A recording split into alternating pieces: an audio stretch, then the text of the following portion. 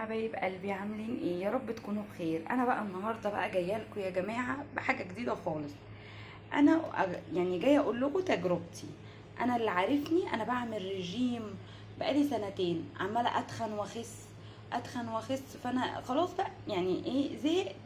واول يا جماعه ما اعمل رجيم واول ما ارجع تاني ابطل الرجيم اتخن، اللي انا نزلته ازيده مرتين.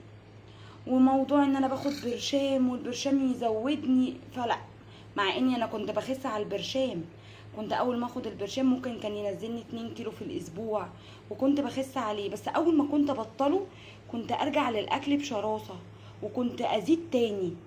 فالموضوع بقى قلت لا، انا هقعد اخد برشام وصحتي واللي يشوفني يقول لي انت تعبانه. كنت بنزل بايه يعني، جسمي كان بينزل بس بيبان عليا ان انا تعبانه. فلا طبعا رحت منعت نفسي، قلت لا. بس بقى مع نفسي بقى واحده واحده. كان في حد بيقول على التجربه دي وانا جربتها. ايه هي التجربه؟ معلقه كمون صغيره وليمونه يا جماعه، معلقه كمون وليمونه، ليمونه كامله. وبس انا بغسلها كويس عشان انا برجعها تاني ايه في كوبايه، بعصرها وبقوم ايه حاطه عليها الميه السخنه واقوم مغطياها. والله يا جماعه عن تجربه، انا مجربه الموضوع ده اكتر اهو، اكتر من 3 شهور. يعني انا بصحى من النوم اول ما افتح عيني اقوم حاطه البراد واقوم عامله الكوبايه وليمونه، بنغسلها الاول وبعد كده بنعصرها وبعد كده ايه بنحط عليهم الميه، بس لازم نغطيها. ليه بقى نغطيها؟ عشان الليمون ينزل الفايده في الميه السخنه والكمون ينزل الزيوت. بصوا يا جماعه، ده سحر، مفيش بطن خالص. واللي عارفني عارف اني انا نزلت جامد. كل اللي يشوفني يقول انت ما عندكيش بطن خالص من ايه، من المشروب السحري ده. بس هقول لكم يا جماعه ده مش لوحده. انا بعمل ايه؟ انا ما بعملش رجيم اكل، لا، انا باكل كل حاجه من البيت بكميات قليله. يعني مش بعمل لي انا اكل وعيالي اكل، لا، انا باكل زي الاكل بتاع البيت. بس بدل ما كنت باكل طبق رز بقيت اقلل.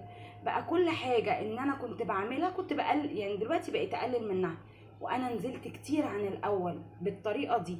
لكن طريقه الرجيم واكل معين واروح واجي لا، لا بجد انا جربتها، انا سنتين كنت بجربها كده. بس لا، انا لقيت الطريقه دي معايا حلوه جدا.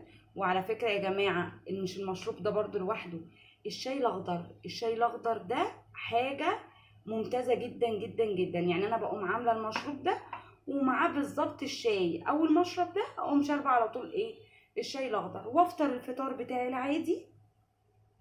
وبعد كده بقى ايه بيجي الغدا اتغدى، برضو ما بتغداش جامد. وبعد الغدا على طول اشرب كوبايه شاي اخضر.